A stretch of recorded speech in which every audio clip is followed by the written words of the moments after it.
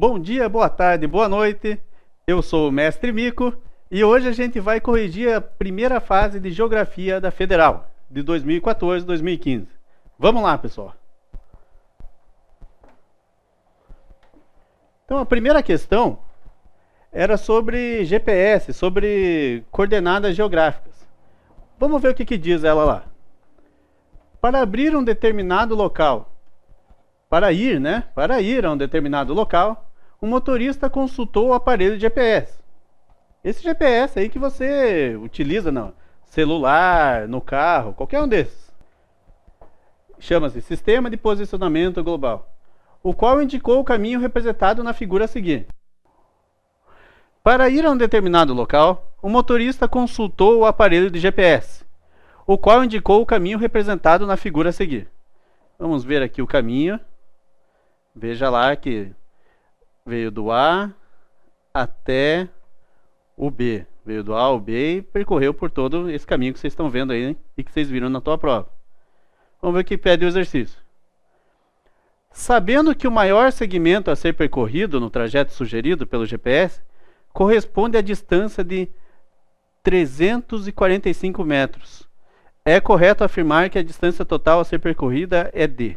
Então, vamos ver aí como é que a gente faz. 345 metros é a distância que ele falou que era a maior distância. Essa aqui, então. Essa daqui, 345 metros. Essa distância é de 345 metros. Vocês lembram que na escala, a escala sempre vai ser a mesma coisa. Sempre vai ser 1, 2 pontinhos e um número do lado da escala. Aquele número que está do lado da escala significa quantos centímetros vale na realidade. A distância medida na realidade. 1 centímetro no mapa equivale àqueles outros centímetros que estão do lado na realidade. Então, se a gente está vendo no mapa aqui, ó, que 6,9 centímetros equivale na realidade a 345 metros, então a gente consegue tirar a escala disso aqui. Ó, porque esse 6,9 centímetros vale 345 metros. Então, 1 centímetro vai valer quantos metros? Que conta a gente faz? Vamos para a tela branca, diretor.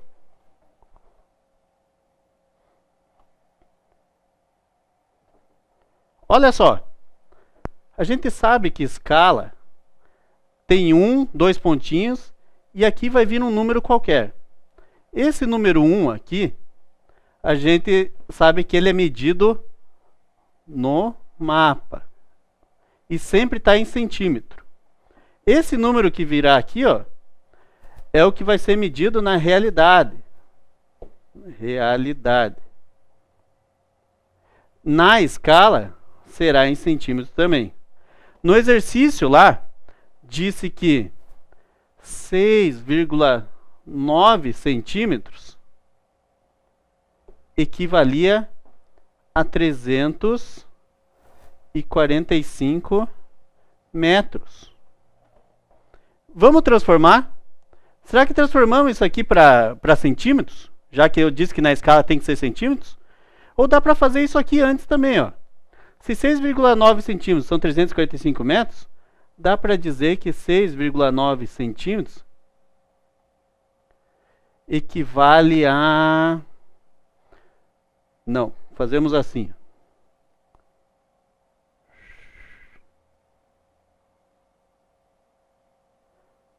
Melhor. 6,9 centímetros equivale a 345 metros. 1 centímetro vai equivaler a quantos metros? Que conta a gente faz? Fazemos assim. Ó. 345. Faz num cantinho, você faria num cantinho na prova lá, né? Dividido por 6,9. Eu sou bom em matemática. Eu sei fazer de cabeça já. Essa conta vai dar 50. Pode testar aí na tua calculadora. Deu 50 então na conta. Então a gente sabe que 1 centímetro vale 50 metros. Olha aqui que legal, cara. Que massa. 1 centímetro vale 50 metros. 6,9 centímetros valia ali no exercício, né, 345 metros. Qual que é a escala do exercício, então? A escala sempre é 1, 2 pontinhos, 50. Só que a escala, eu disse que sempre tem que ser em centímetro. Então a escala não dá para ser 1 para 50. Tem que ser transformado, esses 50 metros para 50 centímetros. Como é que a gente faz agora a transformação disso aqui? Entre metros e centímetros, quantos zeros tem na jogada? Não são 2? Quer ver? Ó? 1 metro são quantos centímetros? 100 centímetros. Então tem quantos zeros? Tem 2 zeros aqui. Ó. Tem 2 zeros na jogada. O número de metros não é sempre menor do que o número de centímetros? É sempre menor. Então, o número de centímetros, aquele número que vem do lado dos centímetros, quando a gente vai fazer a transformação, ele tem que ser um número maior do que o número de metros. Então, quando a gente vai transformar de metros para centímetros, a gente corta ou adiciona zero? Adiciona, porque o número vai ser maior. E adiciona quantos zeros? 2, porque a jogada aqui, ó, entre metro e centímetro, são 2 zeros. Então, colocando 2 zeros lá na tua figura, no teu número lá, vai ficar quanto? 1 para 5.000. Essa é a escala do exercício. Achou complicado? Não é complicado. Se você faz química, física, matemática, isso aqui não vai ser complicado. Vamos voltar lá para o exercício. Olha aqui, ó. Já dá para ir nas alternativas.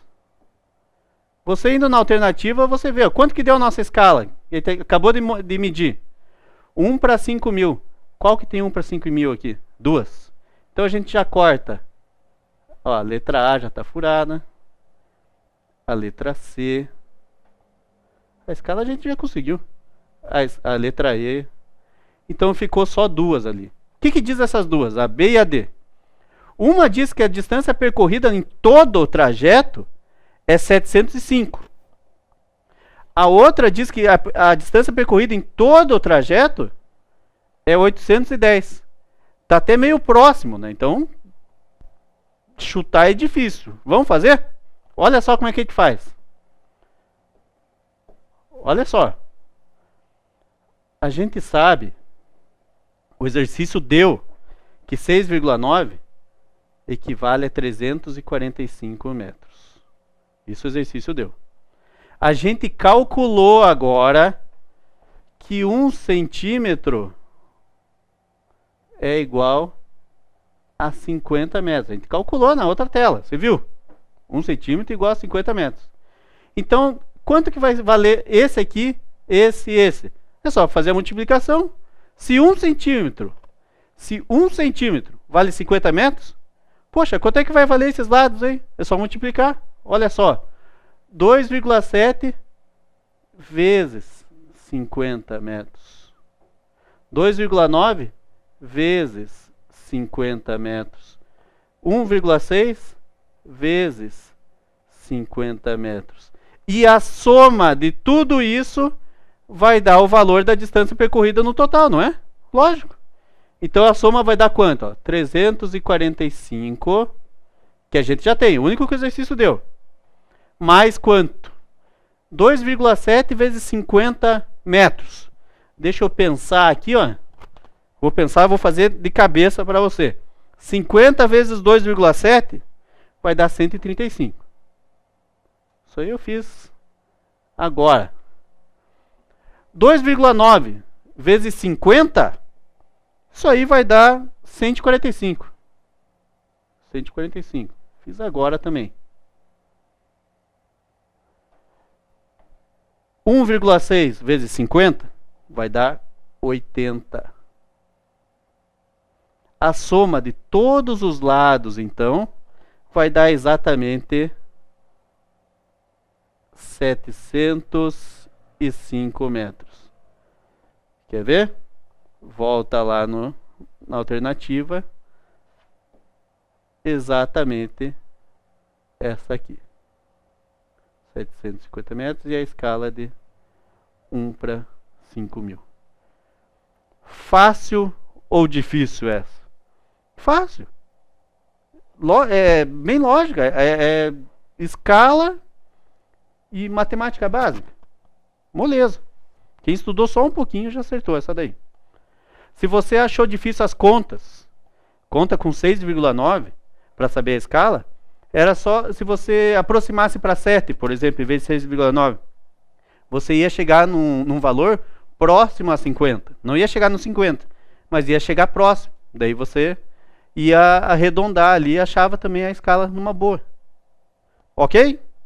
Vamos para número 2.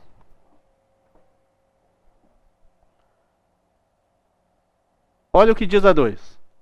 O Brasil apresenta uma situação confortável em termos globais quanto aos recursos hídricos.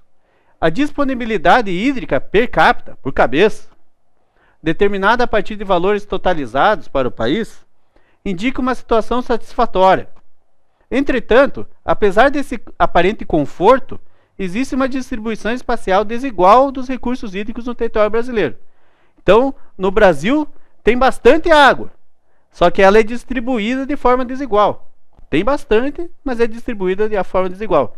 A gente chama isso de escassez hídrica, um dos tipos de escassez hídrica. Vamos lá. O conhecimento da distribuição espacial da precipitação e, consequentemente, o da oferta de água é de fundamental importância para determinar o balanço hídrico nas bacias brasileiras. Sobre o uso, vamos ver o que ele quer.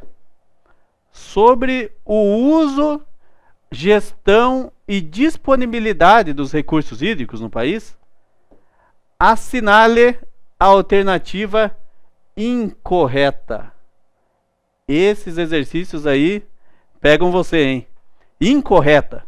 Na verdade, eu acho mais fácil você achar a incorreta. Você vai lendo um monte de alternativa fácil e vai até lembrando do assunto. Quando você vê alguma coisa estranha, essa aqui está errada. Vamos ver o que está estranho aqui, então. Vamos lá.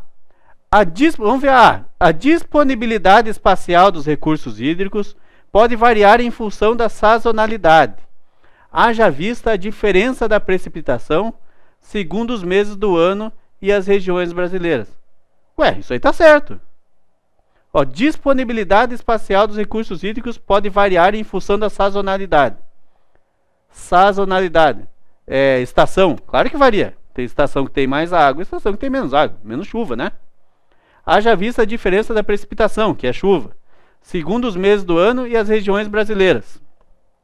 A gente sabe que no Brasil predomina o clima tropical. No clima tropical, chove mais no verão e chove menos no inverno.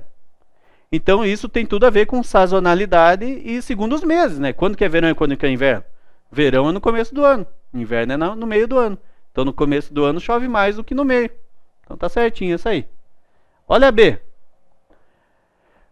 A região hidrográfica do Rio São Francisco tem como característica os menores índices de precipitação do Brasil, enquanto na região hidrográfica da Amazônia são observados maiores índices de precipitação.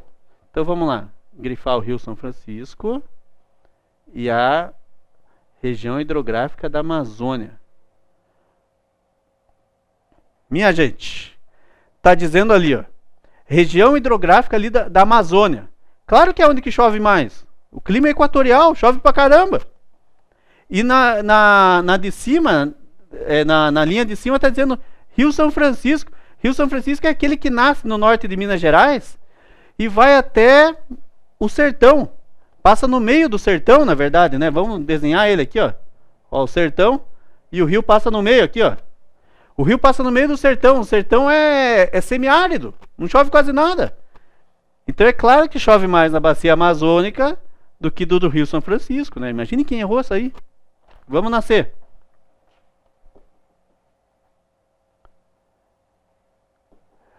Uma das características do sistema de abastecimento de água para o consumo humano no Brasil é a preponderância do uso dos mananciais superficiais.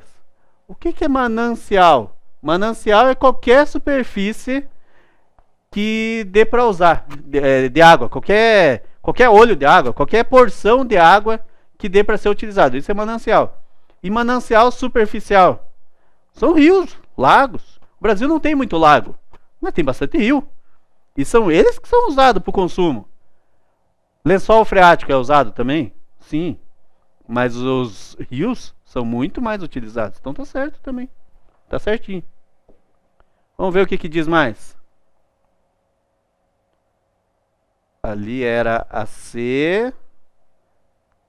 Está no lado. Diretor.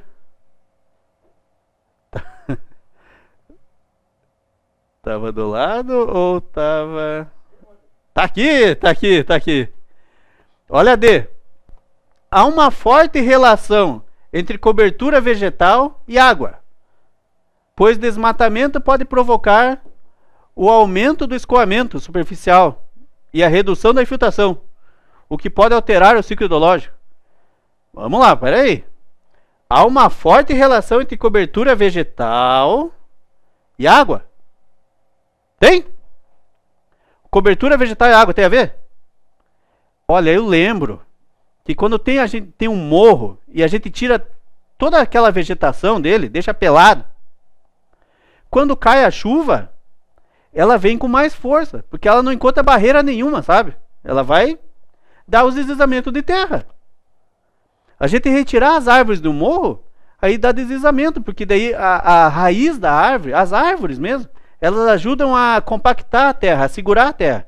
Quando tira, já tirou uma florzinha, quando você era pequeno, quando você era criança, já tirou uma florzinha do solo?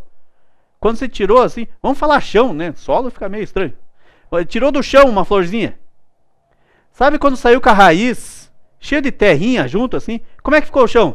Como é que ficou o solo ali? Não ficou meio remexido? Imagina se chove daí, leva tudo aquele remexido embora. É assim que acontece em grande escala de deslizamento. Os caras tiram um monte de árvore, colocam as casas lá, quando chove leva tudo embora. É isso aí, então tem tudo a ver vegetação com água. Vamos ver o que diz mais ali. Pois desmatamento pode provocar aumento do escoamento. A água escoa mais fácil, né? Redução da infiltração. Se aumenta o escoamento, é lógico que reduz a infiltração. Se a água está correndo, não está infiltrando, né? O que pode alterar o ciclo hidrológico. Tá certinho. A errada era a E, então. Vamos ver o que está errado. Os problemas de abastecimento de água observados no Brasil. Por que falta água no Brasil, né? São consequências de alterações da sazonalidade das chuvas, causadas pelas mudanças climáticas globais e do aumento da demanda. Olha, do aumento da demanda até vai, né? Tem mais gente precisando de água. Tem mais gente precisando de água, então é capaz de faltar, né? Tá certo? Mas olha o resto aí, ó. Como é que é? Observados no Brasil são alteração da sazonalidade das chuvas. Tá alterando no Brasil, então agora alterou. No verão não chove, no inverno chove bastante. Claro que não. Quando que dá aquela desgraceira danada no Rio de Janeiro? Todo ano é a mesma coisa, ninguém faz nada. Começo do ano. Pode ligar a TV. Agora, 2015. Janeiro, fevereiro. Deslizamento de terra no Rio de Janeiro. Sempre. Sempre vai ter. Por quê? Porque é sempre a mesma coisa, cara. Então não vai alterar isso. Ainda causada por mudanças climáticas globais. Nossa, essa tá furada, né? Vamos por aqui, ó. SOS. Judiação. Quem foi que marcou uma dessa aqui? Vamos para 3. Como é que tá? Você tá vendo se acertou tudo? Tava difícil? Olha 3. As coordenadas a seguir são necessárias para o deslocamento do ponto 1 para o 5. Olha quanto número. Deve ver isso numa prova de geografia, fica louco. Ponto 1. Latitude e longitude. Lembra que latitude, vou colocar aqui para você você lembra direitinho. Ó, a latitude eram aquelas linhas horizontais. Lembra?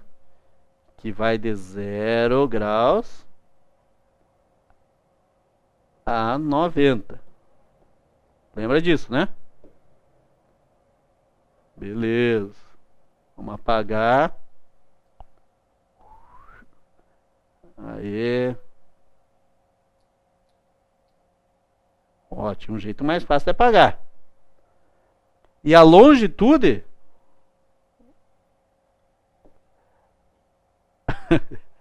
surgiu um planisfério aqui, pessoal.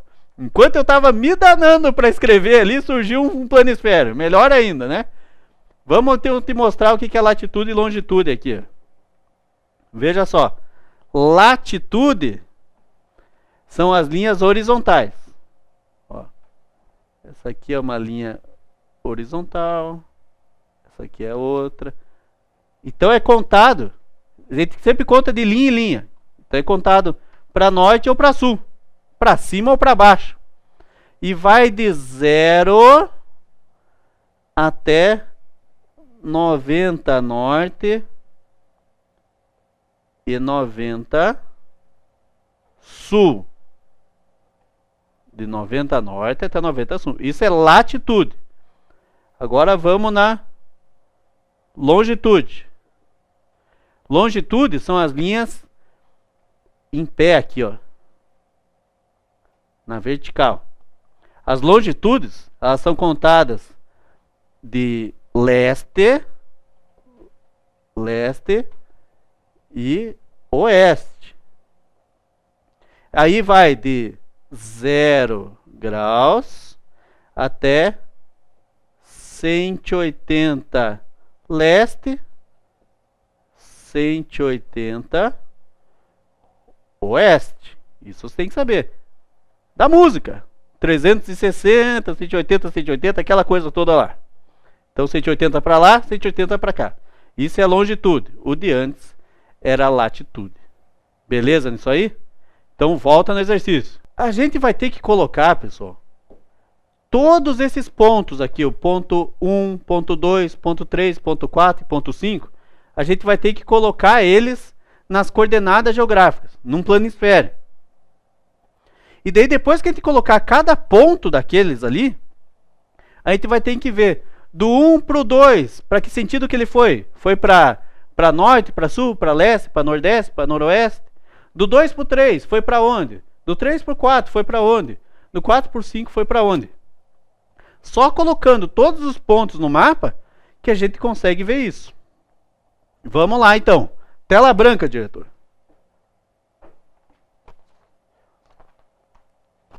Olha só. Parece difícil, mas não é, gente. O que a gente faz primeiro? O meridiano de Greenwich. 0 graus. Depois, o Equador. 0 graus. A gente sabe, você sabe, a gente falou agora há pouco, que do Equador para cima, do Equador para baixo, do Equador para o norte, do Equador para o sul, é 90 para o norte e 90 para o sul. Do meridiano para os lados, é 180 para leste e 180 para oeste. Vamos colocar as latitudes e as longitudes ali. Vamos achar cada ponto daquele que você vai ver que está fácil pra caramba. Olha só. O ponto 1, vai vendo na tua prova aí. O ponto 1 disse que a latitude é 25 graus, 25 minutos, 03 segundos e 56. Vamos lá, vamos para o ponto 1 então. Por de verdinho. Opa, saiu vermelho.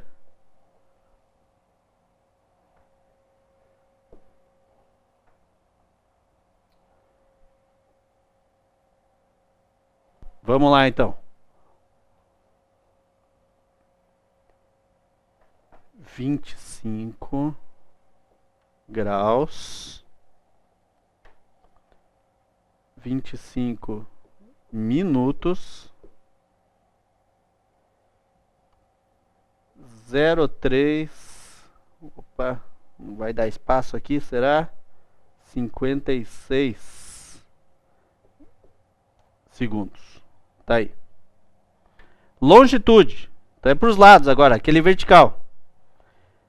Aqui está dizendo que é sul, né? Então por isso que está para baixo do zero.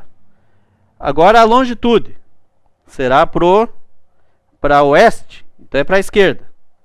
Diz lá. Aqui, ó. Para oeste. 49 graus, 15 minutos, 37,15. Diretor, eu acho que vai ficar muito poluído esse desenho.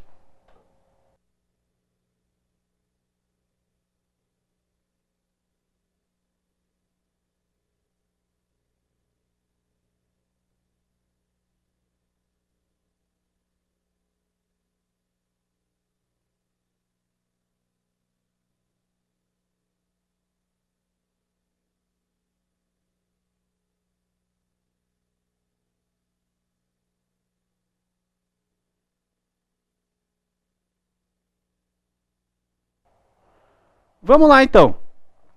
Antes de tudo, a gente coloca aqui o meridiano de Greenwich, que a gente sabe que é 0 graus. E coloca o Equador, que a gente sabe que é 0 graus também.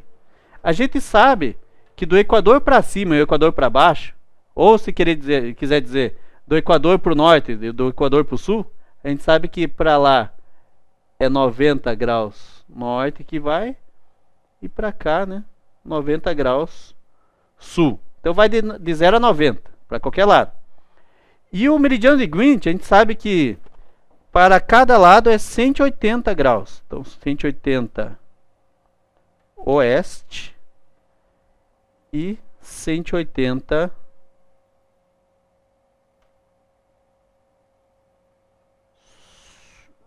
leste. Vamos apagar que ficou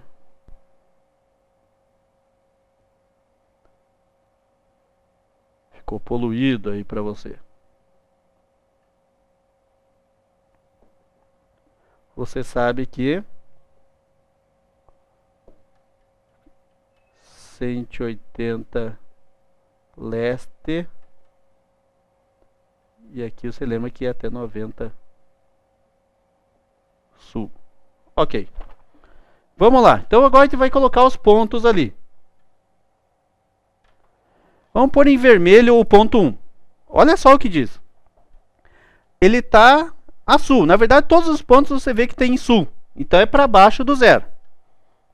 E todos os pontos de longitude estão dizendo que está a oeste. Então está para esquerda de 0. Então vamos colocar o ponto 1 primeiro. 25 graus. Bem, vamos dizer que 25 graus seja por aqui, ó. Por aqui, ó. Ponto 1. Tá, 25 graus. 25 minutos. 03,56. E a longitude. Vamos pôr aqui o ponto 1 também. A longitude está dizendo 49 graus, 15 minutos, 37,15. Está aqui o ponto 1. Onde cruzou é o ponto 1, gente. Está aí o ponto 1. Vamos fazer o ponto 2 agora. O ponto 2. O ponto 2 vai em verde.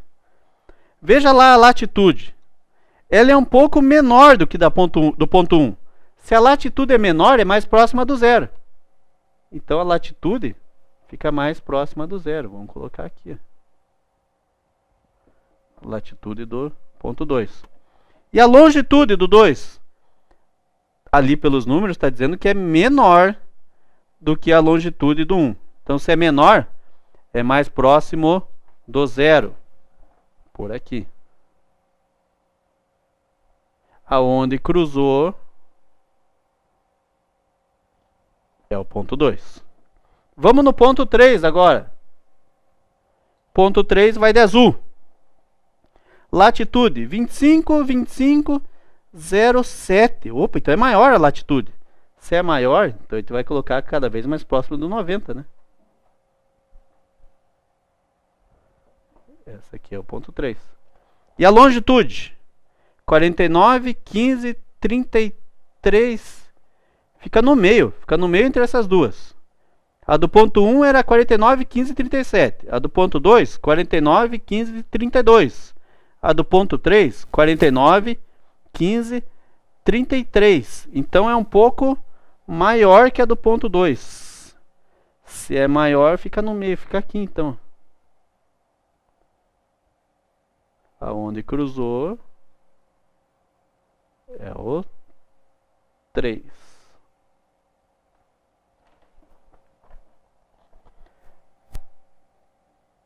Agora o ponto 4.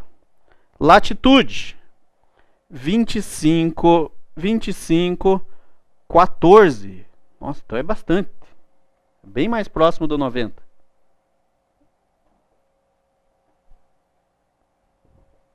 Aqui é do ponto 4. E a longitude 49, 15, 24. Então é mais próximo do zero. É menor que aquelas ali. Aqui ficou o ponto 4. Agora o ponto 5 será de preto. Ponto 5. Latitude 25, 25, 11. É uma latitude maior que a do ponto 3. Maior do que a ponto 3 e menor que a do ponto 4. Então ela fica entre o 3 e o 4. Que salada que fica isso aqui, gente. Essa aqui é do ponto 5. E a longitude 49, 15, 23. É a menor longitude de todas. Então fica aqui mais próximo do zero. Aonde cruzou, a gente tem o ponto. Olha isso aqui, gente. Como é que a gente vai fazer agora? Da onde para onde? Do 1 para o 2, do 2 para o 3, do 3 para o 4 e do 4 para o 5. Qual é os caminhos que fazem? Vamos fazer aqui. Olha só. Faz um asterisco. Olha o asterisco. E coloca os pontos cardeais.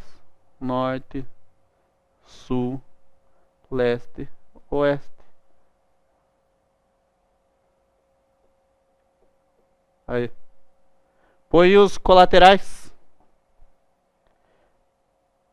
Nordeste, sudeste, noroeste, sudoeste.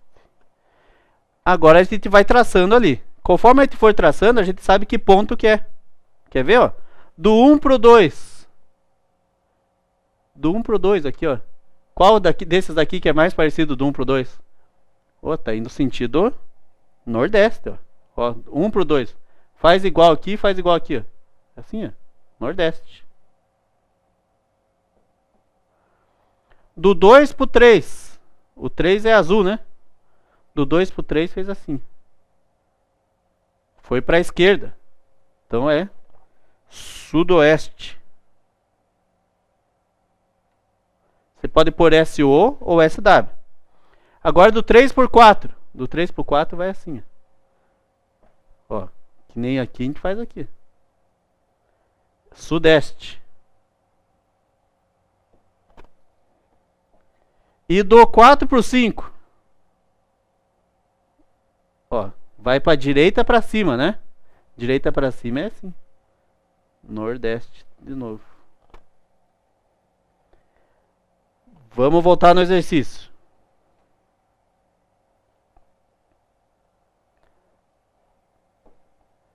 Qual dessas alternativas que está igualzinha? A alternativa D.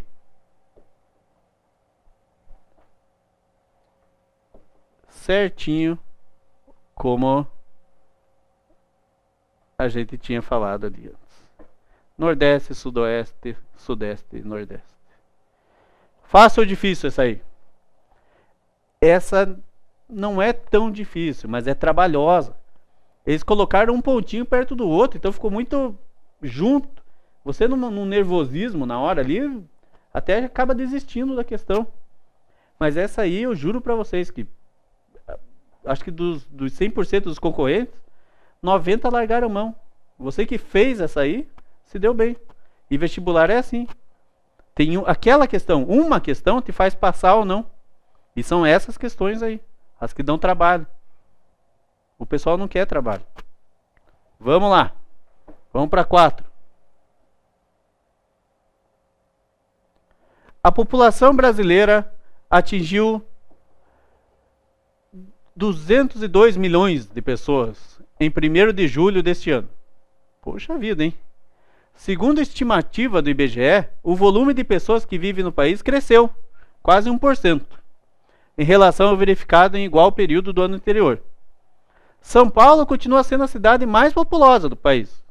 Quando a gente diz populosa, é a população absoluta, né? Tem mais gente. Quase 12 milhões. Essa aí é só São Paulo, não é a grande São Paulo, não é junto com a metropolitana. Em seguida, no ranking de cidades, veio Rio de Janeiro, Salvador, Brasília, Fortaleza. 25 municípios mais populosos do país somam 51 milhões de habitantes. Poxa, é 1/4, né? Que representam 25% da população brasileira. Com base nos conhecimentos de geografia da população, assinale, ó, essa palavra assinale você só encontra em exercício mesmo, né? Assinale.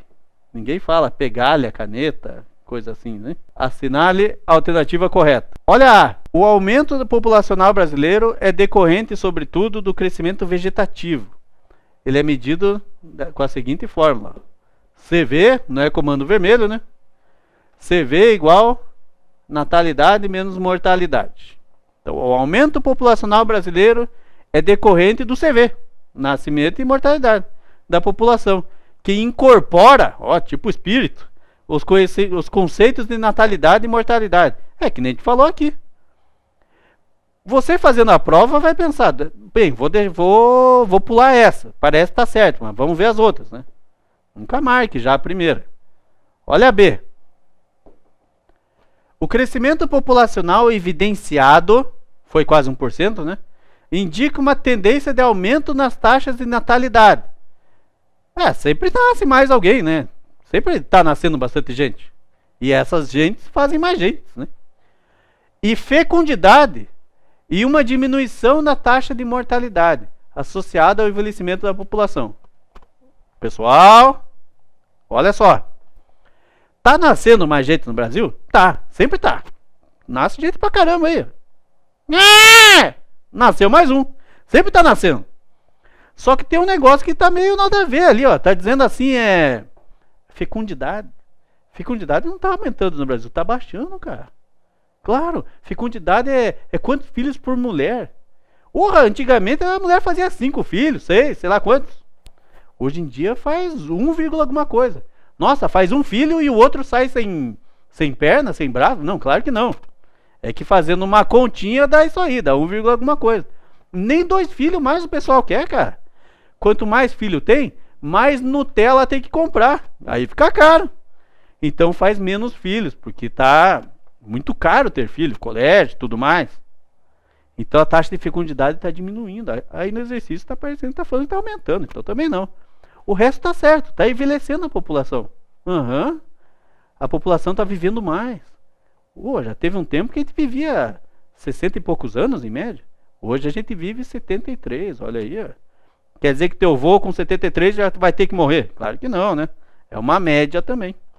Mas então tá, o que estava de errado aí era a tal da fecundidade. Risca aí no teu papel fecundidade. Fecundidade não tá bom não. Vamos ver a outra então. Vamos riscar a fecundidade aqui também. Aí, isso aqui que está errado. AC. Esse acréscimo populacional, que foi lá o 1%, né? Quase. Tem como consequência a diminuição da renda per capita. Bem, vamos lá. E o comprometimento dos recursos naturais, como evidenciado por Malthus, pois há um crescimento... Não, misturou tudo aqui, gente. Tá, Malthus falava isso aqui mesmo, né? Ó. Malthus falava. Haverá um crescimento em progressão geométrica da população e haverá um crescimento aritmética, progressão aritmética dos alimentos. Malthus falava que ia faltar comida para o povo, né? Porque a população estava crescendo um monte e a comida ia faltar. Só que Malthus não contava com a modernização da agricultura, né? Com a Revolução Verde. Então revolucionou tudo, tecnologia empregada na agricultura. Malthus não contava com isso. Então hoje em dia a gente faz até 4 vezes mais comida do que daria para a população comer. Aí acabam jogando fora e não dão para os pobres. Triste o nosso mundo. Mas tudo isso não tem nada a ver com a população do Brasil crescer ou não, né, gente? Então essa aqui totalmente furada também. Não. Olha a D. A D diz assim: o aumento da população é impulsionado pelo crescimento das periferias das grandes cidades, decorrentes dos processos migratórios que fazem com que diminua o número de habitantes em cidades pequenas. Ei! Não dá mais para dizer isso, que pobre faz um monte de filho. Antes falava. Todo aluno fala a mesma coisa. Não tem televisão em casa, faz filho. Quem que não tem televisão em casa hoje em dia, gente? Todo mundo tem televisão. Qualquer um mesmo. Às vezes não tem nem feijão, mas televisão tem. Não tem mais nada a ver isso. O pobre hoje não quer fazer filho, tá louco? O filho é caro, já falei na outra alternativa. Então, tirem isso da cabeça. Vocês vão ver o Enem vão fazer a prova do Enem daqui a pouco. Acho que é sábado, domingo, próxima semana aí. E é bom que vocês levem consigo esse pensamento, gente. Não tem mais nada a ver pobre fazer um monte de filho. É rico e pobre não quer ter mais um monte de filho. O rico porque é mão de vaca mesmo, né? E o pobre é porque não dá. Tem consciência, um pouco mais de consciência do que antes, né? Então não tem nada a ver falar que vai aumentar a periferia e que... Aqui tentou associar pobre com fazer filho. Tá errado. E aí, a última lá. Tá do ladinho, diretor? Não. Tá... Ah, tá aqui. Quer ver que tá aqui? Vamos procurar. Eu já acho que tá aqui aí. Olha só aí. O fator que explica o aumento populacional é a imigração, pois o Brasil tem recebido grande contingente populacional de outros imigrantes, de outros países. Olha o que diz essa, quer ver? Diz assim, ó, que a população do Brasil está crescendo um monte, quer dizer, um monte na verdade é quase 1%, né? Mas falando em número absoluto, cresceu legal, né? Então está dizendo ali, ó, que a população do Brasil está crescendo bastante por causa da imigração. Lembra daquela diferença entre emigração e imigração? O que é migração? Sem E e I, só mi, começando com M. Migração é deslocamento de população qualquer, é migração. Até as aves fazem. Agora, imigração e emigração tem diferença, né? I, quando começa com I, é a chegada de população de outro país. Quando a gente diz E, é a saída do brasileiro para fora, para ir para morar em outro país. É só você lembrar assim, ó, quando o professor Mico chega na sala, o que os alunos já falam? Eu tô chegando, tá entrando. Agora quando o professor Mico vai embora da sala, o professor Mico tá saindo. Então emigração sai, imigração entra. Você acha, pense bem, não me decepcione, você acha que a população brasileira está crescendo um monte porque está chegando um monte de imigrante? O Brasil tá tão bom assim que tá vindo todo mundo de outro país para cá? Claro que não. Vem bastante, até que vem. Vem alguns, né? Vem imigrante para cá. Mas não como tá escrito aí, um grande contingente. Ô louco. Aí não, vinha nas guerras, né? O Brasil é melhor morar no Brasil do que num país em guerra, né? Mas hoje em dia não é tanto assim. Então, vamos riscar essa aqui que não tem nada que ver também. Vamos para 5. Tomara que você tenha acertado tudo, hein?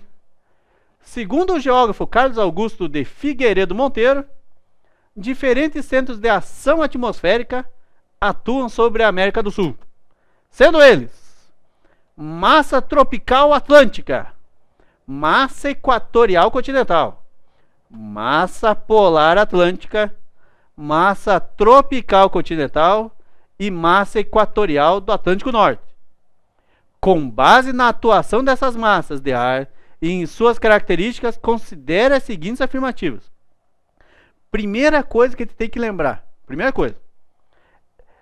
O nome que dão nas massas é de acordo com o lugar de onde que elas saem. De onde que elas saem. Se a massa saiu próximo do Equador ali, massa equatorial. Se saiu próxima do trópico, massa tropical. Massa polar, saiu do lado dos polos. Massa não sei o que, atlântica.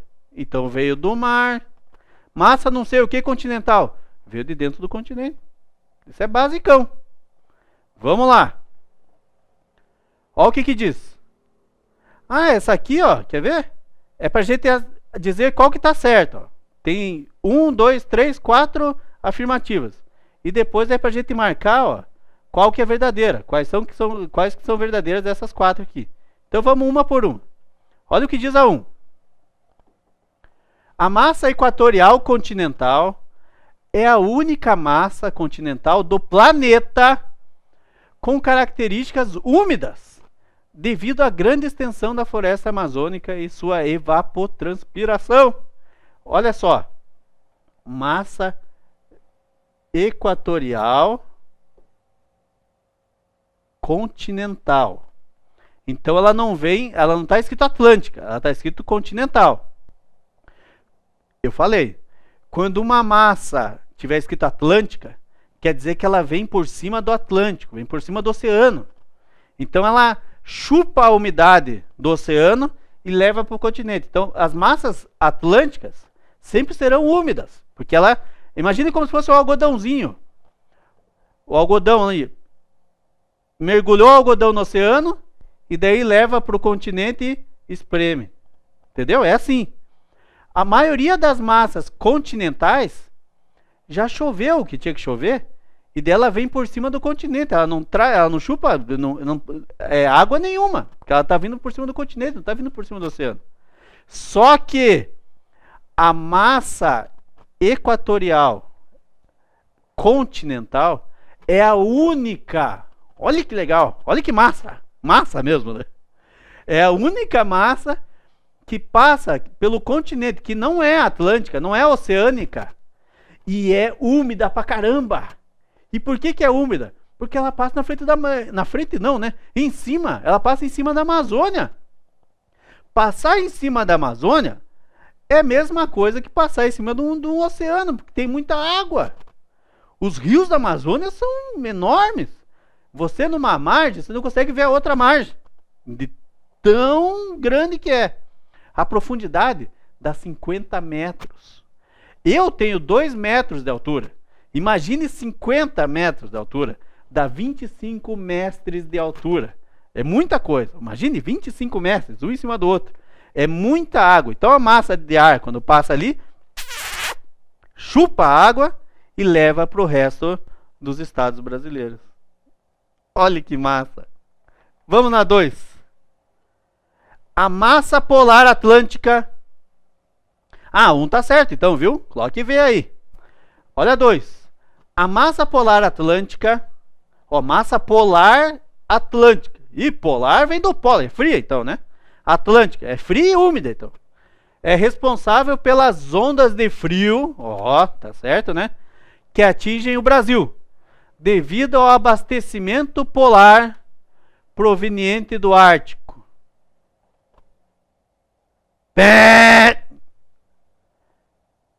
Quem marcaria essa? Você marcou essa? Se você marcou essa, sinto dizer, mas teus concorrentes não marcaram. Olha o que está dizendo ali, gente. Escreva do lado até dessa aí já. Judiação. Olha o que está escrito.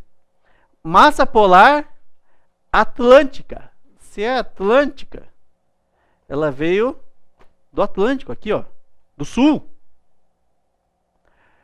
Lá em cima é Ártico. Coloca o globo, produtor. Põe o globo aí. Vamos colocar o globo, que tem gente que esquece dessas coisas. Olha aqui, ó. Aqui é polar ártico. Aqui é o Círculo Polar Antártico. Essa massa polar atlântica, ela vem aqui de baixo, aqui do sul, ó. Ela vem aqui do sul pro Brasil. Não tem nada a ver vindo aqui, ó. Não, daí seria muito longe. Então, massa polar atlântica, ela vem aqui do Antártico, não do Ártico. Volta no exercício. No exercício estava escrito Ártico. Aqui, ó. Nada a ver. Furado, então. Massa polar atlântica vem do Antártico. Muda aí. Antártico e não Ártico. É essa massa polar atlântica, que causa o fenômeno das geadas no sul do Brasil, por exemplo. Geada, lembre que não cai, ela não é precipitação. A mãe fala, né? Filho, coloque a japona, põe 3 cirola, porque vai cair geada. A geada não cai. A geada se forma. A geada é a mesma coisa que o orvalho congelado. Isso que é geada. Essa massa polar atlântica, quando ela atravessa o sul, já fez geada aqui, atravessa o sul e vai indo para o norte do Brasil. Quando ela chega na Amazônia, ela causa o fenômeno da friagem. É quando o índio põe cirola, quando o índio põe japona. Faz incríveis 16 graus na Amazônia. 16 graus. O índio fica com vergonha de si mesmo e acaba pondo até cirola. Que 16 graus para eles é frio, né? Pra gente não. Tá furada essa aí. Vamos na 3. A direção predominante dos ventos originados na massa tropical atlântica sobre a fachada sul do Brasil é de oeste. É de oeste? Vamos ver. Vamos ver. Coloca o globo. Coloca o globo, diretor. Aí. A massa tropical atlântica. Vamos fazer o Brasil antes aqui, para você se situar. Olha o Brasil aí. Parece uma coxinha. A massa tropical atlântica, ela vem assim, ó. Porque onde que fica o Atlântico, meu Deus do céu? Atlântico é o oceano que banha o Brasil. Do outro lado, nem é Brasil, né? É o Chile. E daí é o Oceano Pacífico. Mas o oceano que banha o Brasil é Atlântico. Você já foi pra praia? Você que já foi pra praia, não tem lá a Avenida Atlântica sempre na praia? Já viu a Avenida Pacífico? Não tem. É a Avenida Atlântica. Então, se a massa é atlântica, ela veio do Atlântico. E o Atlântico no Brasil está a oeste ou a leste? A leste. A leste. Ó, aqui é leste. Aqui é oeste. Então, ela vem do leste e não do oeste, como diz a alternativa. Então, tá errada. Volta para o exercício.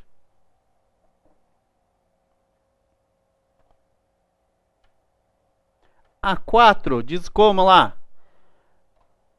Aqui, ó. Vamos riscar que é isso que tá.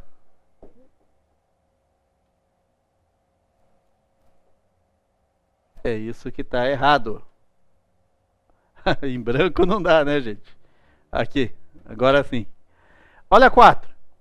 As massas tropical atlântica e equatorial do Atlântico Norte são as formadoras, respectivamente, dos alísios de sudeste. Alísios de sudeste. Então, a massa tropical atlântica. E nordeste, a massa equatorial. Será? O que são alísios? Alísios são ventos que sopram dos trópicos para o Equador. Então a gente tem que marcar na cabeça aqui, ó, sudeste, massa tropical atlântica. Ela virá do sudeste, será? A massa equatorial do Atlântico Norte vai vir do nordeste? Coloca o globo lá, diretor. Vamos ver se é. Olha só, gente. Vamos fazer o Brasil aqui. A massa tropical atlântica, ela virá daqui. A gente já tinha visto isso.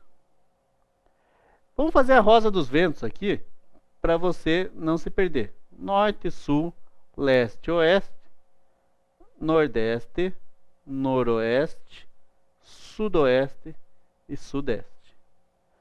E a massa equatorial do tropical atlântico, ela virá de cá, ó. Daqui, ó. Então a massa equatorial tropical atlântica, equatorial atlântico norte, ela virá do nordeste, ó. A massa tropical atlântica, ela virá do, ó, sudeste, virá do sudeste. Então, se você voltar lá no exercício, você vai ver que está corretíssimo. Olha lá. Diz que a massa tropical atlântica veio do sudeste, a massa equatorial do nordeste. Então, está corretíssima essa aí. Vamos para a próxima. Então, daquela ali, a 1 e a 4 estariam verdadeiras. A 6. A BRF dona das marcas Sadia e Perdigão, então a gente acha que está comprando um, não quer comprar outro, mas é tudo a mesma coisa. Foi condenada a pagar indenização por dano moral coletivo de 1 milhão por condições degradantes de trabalho.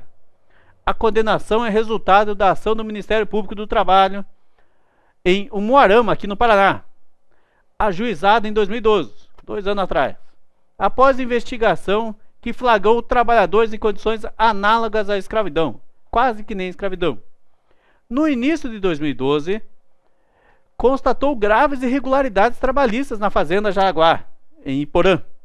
Os problemas iam desde jornada excessiva, condições precárias dos alojamentos, até a contaminação da água fornecida aos trabalhadores, por consumo. A situação encontrada configura trabalho degradante, já que foram desrespeitados os direitos mais básicos da legislação trabalhista, causando repulsa e indignação, o que fere o senso ético da sociedade, afirmou aí o procurador do trabalho, o seu Diego Gomes, responsável pelo caso. A BRF é um gigante do ramo de produtos alimentícios, também, né, dono da Sadia e da Perdigão, que surgiu a partir da fusão dessas duas empresas, além de ser detentora de marcas como Batavo, LG e Quali. Caramba! A empresa tem 49 fábricas em todas as regiões do país e mais de 100 mil funcionários. Em 2013, a receita líquida foi de 30 bilhões e o lucro líquido mais de 1 bilhão. Poxa, tá bem o dono disso aí tudo, hein? Com base no texto e no conhecimento de geografia agrária, assinale a alternativa correta. Vamos ver qual que está correto aí, né? Olha só. A Organização da Produção Agropecuária no Brasil apresenta contradições estruturais entre as formas de entre as formas de organização do trabalho e as estratégias empresariais de incremento dos lucros. A Organização da Produção Agropecuária no Brasil apresenta contradição. Entre as formas de organização do trabalho e as estratégias empresariais de incremento dos lucros. Tá parecendo certo. Vamos continuar. Olha B. Apenas os estados brasileiros com formas de produção no campo mais atrasadas mantêm práticas de trabalhos degradantes. Apenas. Essa já dá para ver que está errado. Esse é apenas aqui. Ó, apenas os estados brasileiros com formas de produção no campo mais atrasadas que mantêm prática degradante? Claro que não. Isso aqui, ó, gente, infelizmente, práticas de trabalho degradantes é em todo o país. Olha C.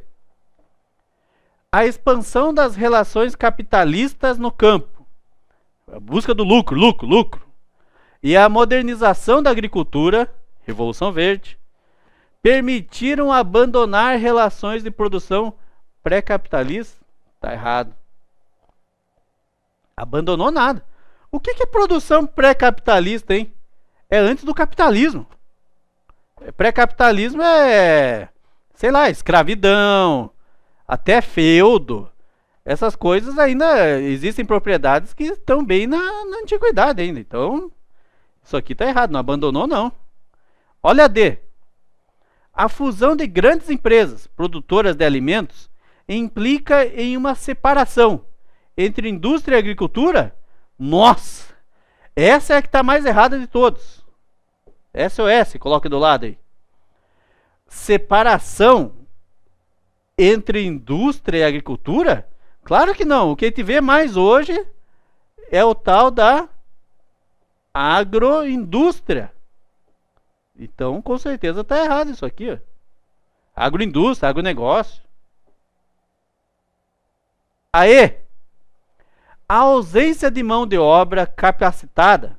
Ausência de mão de obra capacitada. Para atender às novas tecnologias aplicadas à produção agropecuária, que é a Revolução Verde, leva empresas a suprir sua demanda utilizando trabalhadores em condições análogas à escravidão. Pessoal, trabalhadores em condições análogas à escravidão. Você acha que alguém capacitado trabalharia como escravo? Não. Então, a ausência de mão de obra capacitada. Aí os caras vão contratar gente para trabalhar que nem escravo? Claro que não.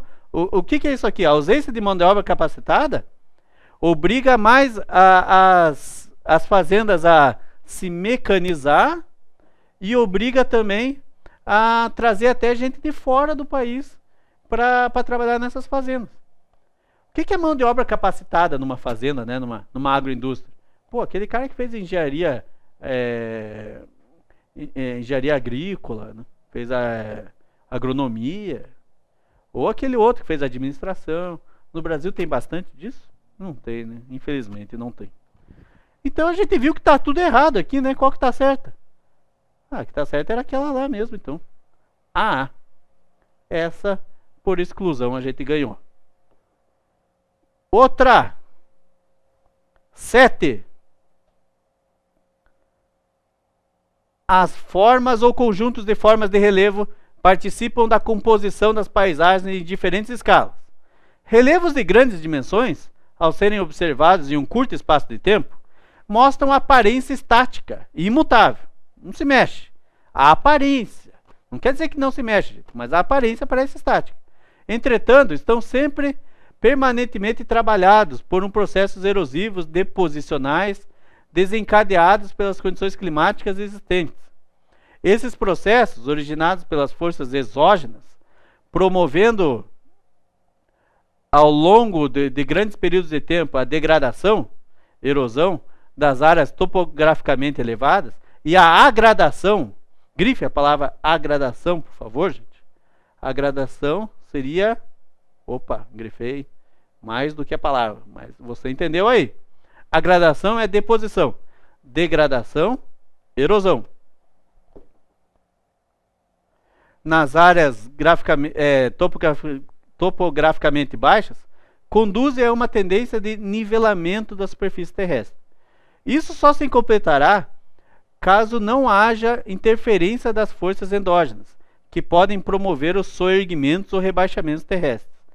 Há que se considerar ainda a ação conjunta de duas forças e as implicações altimétricas geradas por ocorrência de variações do nível do mar. O texto disse assim, que enquanto há áreas que são altas e sofrem degradação, existem áreas que são mais baixas que sofrem agradação. A área alta sofre erosão, a área baixa sofre sedimentação. Então, se uma está gastando e a outra está ganhando, diz que daqui a milhões de anos, sei lá, vai ter um nivelamento do relevo. É isso que está dizendo o texto. Vamos ver o que o exercício quer. Tendo como referência o texto acima e os conhecimentos de geomorfologia, a ciência que estuda as formas de relevo, identifique as seguintes afirmativas como verdadeiro ou falso. Vamos ver lá então. Vamos colocar aqui as alternativas. Colocamos as 3 primeiras aqui. O relevo é resultado da atuação das chamadas forças endógenas e exógenas. Os processos endógenos estão associados à dinâmica da placa tectônica e os exógenos relacionados à atuação climática. Tá certo. Tá certo, é isso aí mesmo. O relevo é resultado disso. As forças endógenas, quer dizer que vem de dentro para fora. Placa tectônica, né? Vulcanismo, tectonismo. Forças exógenas, aqui ó, exógenas, para fora. Exoesqueleto, é o esqueleto que fica para fora do inseto, não é? Então são forças que vêm de fora para dentro. Vento, chuva, homem. Então tudo isso modifica o relevo, tá certinho. Olha a segunda. Durante a era Cenozoica é a que a gente vive hoje, gente. As formas de relevo em grande escala permaneceram estáveis, em consequência do equilíbrio entre forças exógenas e endógenas. O texto disse que numa dessa, daqui a um tempo, vai se tornar nivelado. Não diz que já está. Vamos lembrar das eras? Tela branca.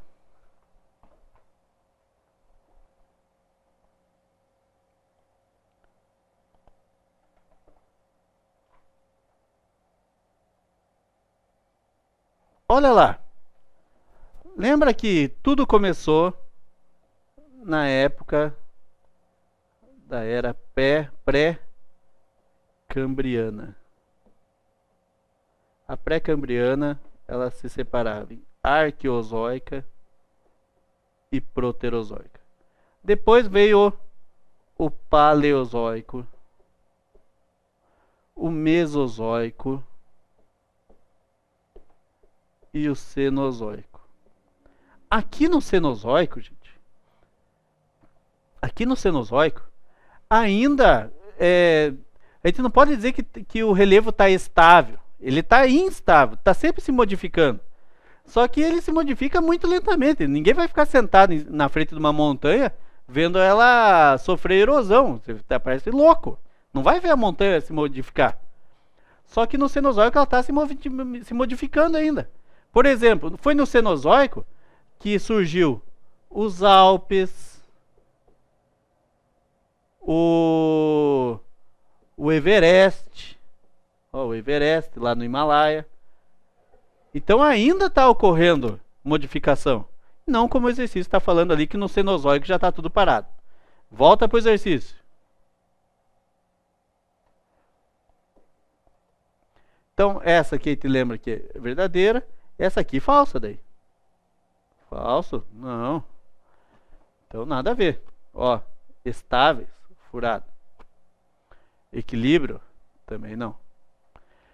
Os deslizamentos de terra, falei no começo dessa aula, fluxos de lama e detritos que ocorrem em grandes maciços rochosos. É uma desinteria de terra danada. Como é o caso da Serra do Mar.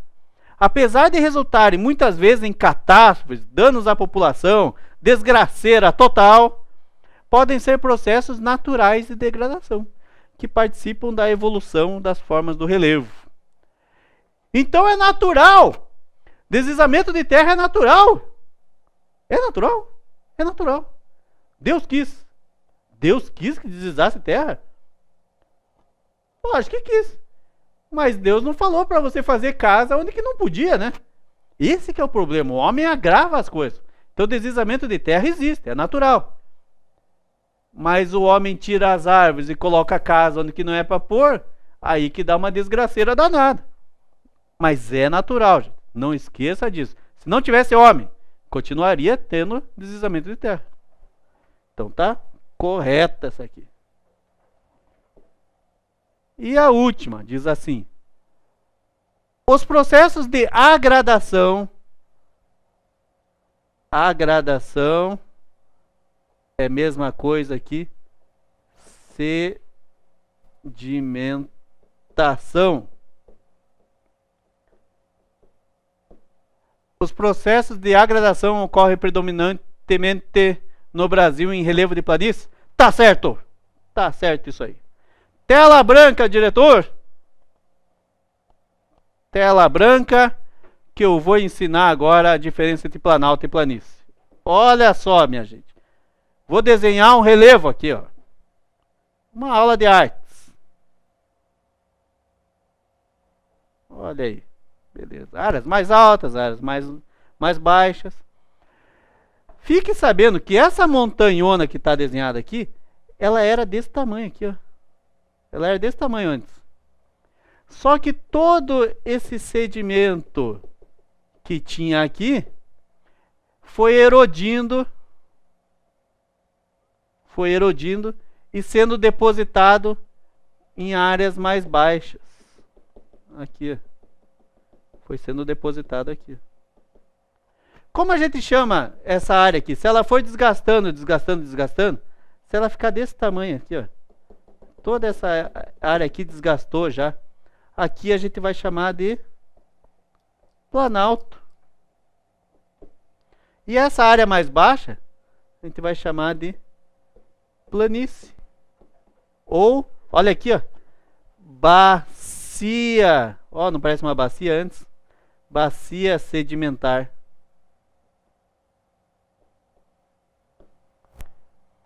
Então, o que está predominando em cada uma das estruturas? No planalto predominou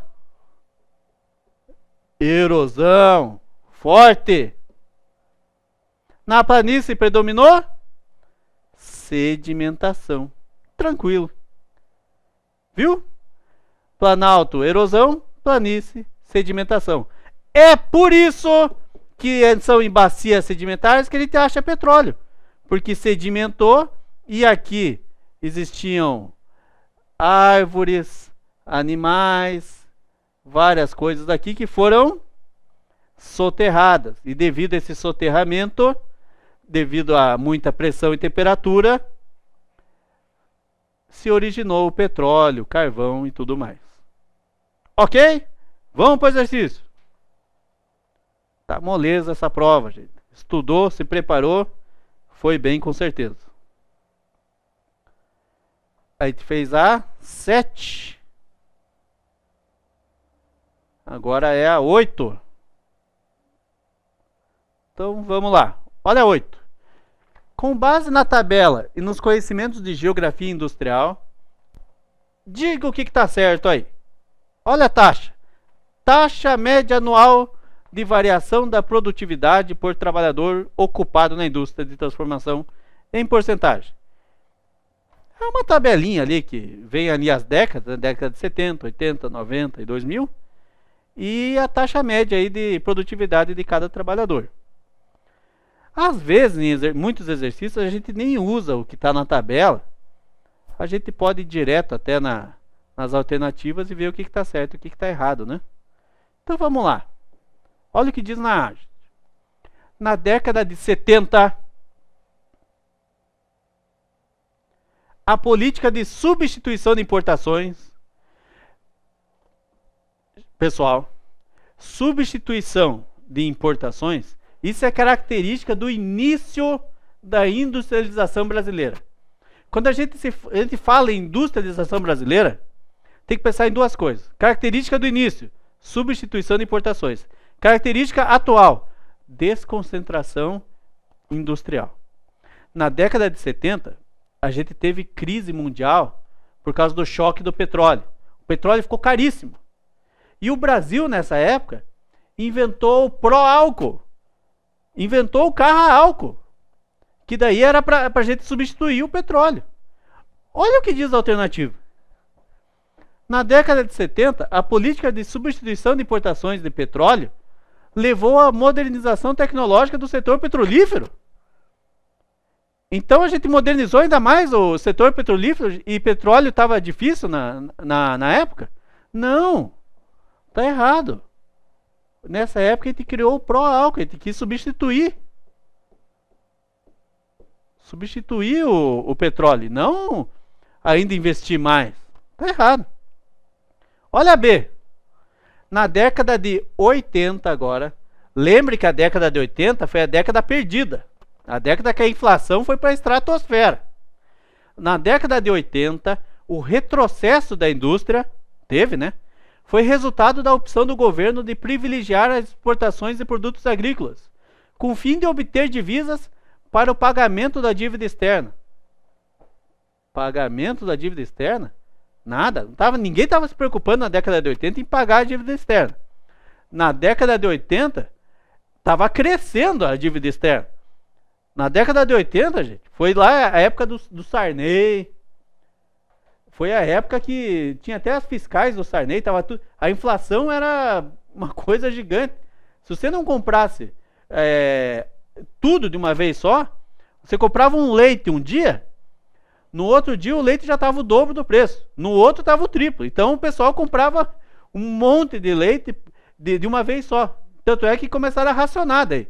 2 leites por família. Porque era demais na época, gente. As coisas aumentavam de preço muito rápido. E daí teve crise de falta de coisas no mercado. Foi uma década triste, a década de 80. Mudou a moeda várias vezes. Então, o que diz aqui na alternativa? Pagamento de dívida externa? Nem pensar em pagar dívida externa. Na verdade, estavam tendo bastante dívida externa nessa época. Estava aumentando, né? Eu quero dizer. Olha C. Na década de 90, sempre a gente circula aí para você lembrar direitinho do tempo. Na década de 90, a produtividade cresceu mais rapidamente, em função dos estímulos criados pelo controle da inflação. Grifa controle da inflação. Pela abertura da economia, neoliberalismo. E também pela atração de investimento direto do estrangeiro. Pessoal, década de 90, governo do PSDB. Lembra que deram um pontapé no Collor, entrou Itamar Franco. Depois do Itamar Franco, saiu, entrou o FHC. PSDB é neoliberal. Privatizou tudo. Abertura do mercado. Controle da inflação. Inventou o real. Foi na época do Itamar, inventou o real. O Fernando Henrique era ministro dele. O real conseguiu estabilizar a moeda brasileira, até que enfim. Nessa época, a gente dominou o monstro da inflação. Então essa está correta. Vamos ver por que a D está errada. A desconcentração espacial das indústrias, característica de hoje em dia, gente, tem como contrapartida a redução do ritmo de inovação tecnológica. Razão pela... Não. Redução do ritmo de inovação tecnológica? Não, nunca reduz, né, gente? Sempre aumenta. Inovação tecnológica no Brasil não tem como reduzir mais. Sempre foi aumentando. Aumentou o nível de concentração industrial em São Paulo. Não. Vamos na E. Na primeira década do século XXI, então é 2000, o fraco crescimento da produtividade resultou da privatização de empresas do setor produtivo estatal. Começo da primeira década do século XXI já é PT, hein? De empresas do setor produtivo estatal. Medida que implicou a desativação dos centros de pesquisa. Da onde isso? Desativou centros de pesquisa científica? Não. Ninguém falou disso. Então, está completamente errada. Então, a certa seria a C mesmo. E a última questão que apareceu na Federal. Vamos ver sobre o que diz ela. Nesse fim do século XX, final do século XX. Que ano que é? Século XX é 1900 e pouco. Então, é quase no ano 2000. As fronteiras econômicas se ampliam. Mais áreas são ocupadas e pode-se mesmo dizer que o território brasileiro está inteiramente apropriado. Inteiramente apropriado. Inteiramente apropriado. Quer dizer que já tudo tem dono, né? Nem que seja o Estado mesmo, o governo. Por outro lado, a natureza recuou consideravelmente, enquanto todas as formas de densidade humana ficam cada vez mais presentes. Claro, se o território brasileiro está inteiramente apropriado, quem que se ferra? É a natureza. Já dizia o lema da ditadura militar: Temos que integrar para não entregar. Como é que integra o país? Fazendo estrada para tudo que é lado. E para fazer estrada, tem que tirar a natureza. Então tá certo aí. O que diz mais? Ainda que sua distribuição seja desigual, há em uma porção considerável do território maior densidade técnica, acompanhada de maior densidade informacional. Quem que disse isso? Milton Santos. Esse cara foi legal para geografia. Vamos ver o que diz aí para a gente marcar. É correta? Né? Incorreta, ó. Tem que tomar cuidado com isso aí, hein? Então essa aqui é para a gente marcar a incorreta, pessoal. Quando é incorreta é mais fácil, eu acho. Olha! Durante o século XX, 1900 e pouco, o Estado Nacional, o governo, foi responsável por grandes projetos para ampliação das fronteiras internas de ocupação, como é o caso da Marcha para o Oeste. Tá certo. Por que Marcha para o Oeste? Vamos fazer o mapa do Brasil aqui. Ó. Marcha para o Oeste. Ó. Norte, Sul, Leste, Oeste. Marcha para Oeste. Para que marchar para o Oeste? Para integrar toda a região. Aqui, ó, no litoral brasileiro, já tem bastante gente morando, já é bastante desenvolvido. Vamos marchar para o Oeste para desenvolver as outras regiões também. Então tá certo essa aí. Então não é incorreta, né? B. A densidade humana e técnica presentes no território mostram um país regionalmente diferenciado, mas com uma economia integrada do ponto de vista do mercado nacional. O Brasil é bem diferente. O Brasil é bem diferente de uma região para outra? Claro! Saia do sul aqui e vá para o nordeste, parece outro país. Vá para o norte, é outra coisa também. Nem entender a língua. Mano, todo mundo não fala português, professor? Não, claro que fala. Mas nem entender direito você não entende, cara. Os caras falam umas coisas que não... são palavras totalmente diferentes. Vai lá para você ver. Vai para você ver. Não entende. Então, as regiões do Brasil são muito diferentes. O povo é diferente pra caramba também. No sul é todo mundo branquinho. Aqui a gente tá gravando essa aula no sul. Eu sempre fui o Cirilo na sala de aula. Sempre eu mais moreninho e todo mundo branquinho.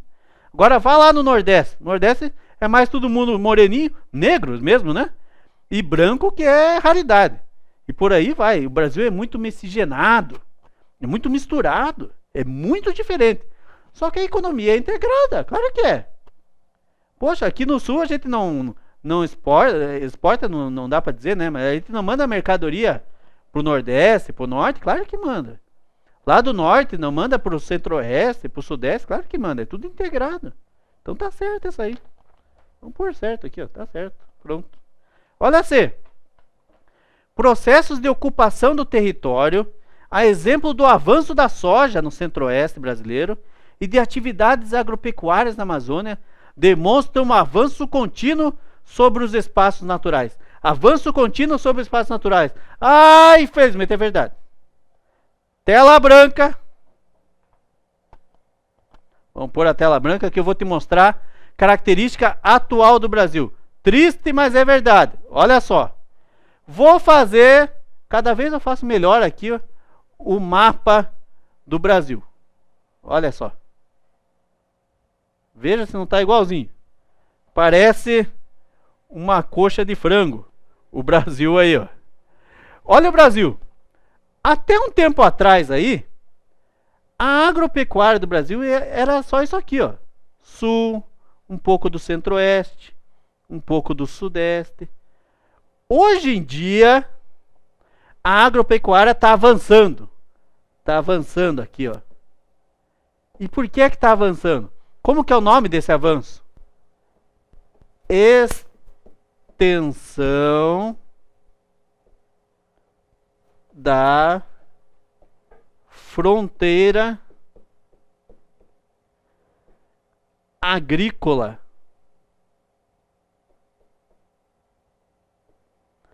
Está estendendo a fronteira agrícola. Então, cada vez mais a gente está desmatando mais áreas por causa da soja e por causa da pecuária. E a Amazônia tá triste aqui, gente. Quando a gente não vai para lá, a gente vem aqui pro outro lado também, ó. Só que daí aqui não desrespeita mais ao Brasil, né? Aqui a gente vem pro Paraguai. E daí no Paraguai a gente é chamado de brasiguaio. E eles odeiam a gente, porque o nosso dinheiro vale muito mais.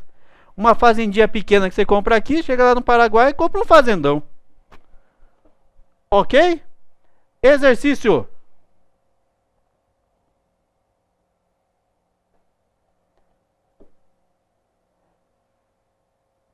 Essa aí era a C, né? Então a C está correta. Cadê? Não ficou verdinho aqui. Vamos, não ficou. Aí. A C, então, está correta. A D. Do ponto de vista econômico, há um desequilíbrio na produção de bens e serviços entre as regiões brasileiras. Desequilíbrio na produção de bens e serviços na região brasileira. Claro, eu já falei que as regiões brasileiras são bem diferentes entre si. Fato que tem levado à criação de políticas de desenvolvimento regional. Desenvolver as regiões diferentes. Como foi o caso da Zona Franca de Manaus. Pô, isso aqui tá certo também, cara. Claro que tá certo. Por que tá certo? Por que criaram a Zona Franca de Manaus lá em Manaus, lá no meio da Amazônia? Para desenvolver a região, cara. Quando vai indústria para uma região, a região se desenvolve. A região melhora a sua infraestrutura. Por isso que foi criada a Zona Franca de Manaus, na época da ditadura militar. Tá certo. E aí? Aí só pode estar errado então, né? Vamos ver por que está errado. Considerando a extensão e a direção da ocupação do território brasileiro, do litoral rumo ao interior, que é a marcha para o oeste lá, né? Há uma vasta porção por ser apropriada pelo Estado Nacional, a Amazônia. Tá errado. O exercício mesmo disse que todo o território brasileiro já estava apropriado. E aqui está dizendo que há uma vasta porção por ser apropriada. Por ser. Então tá errado. Ok. Pessoal, essa foi a correção da primeira fase da Federal. Prova, no meu ver, fácil. Quem estudou fez ela numa boa. Tava um pouco chatinha de fazer algumas questões, mas dava para acertar. Eu digo das 9, dava para acertar pelo menos 6. Pelo menos 6 você teve que acertar. Se você acertou menos 6, é porque você não estudou direito. Mas não se preocupe, gente. Eu sei que você, nas outras disciplinas, acertou bastante também e que vai dar certo aí a tua aprovação. E se caso não der também, vestibular tem todo ano, gente. Não precisa ter pressa. O que importa é você não desistir do seu sonho e correr atrás dele sempre. Um abraço do Mestre Mico e até a correção do Enem.